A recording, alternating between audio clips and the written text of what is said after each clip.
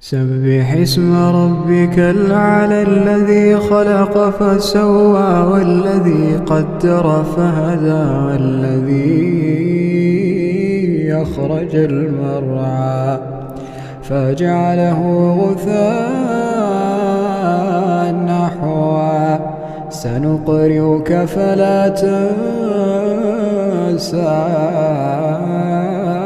إلا ما شاء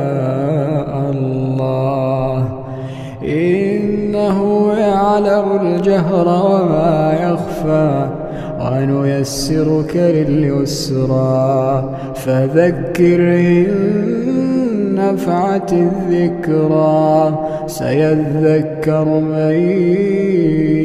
يخشى ويتجنبها الأشقى الذي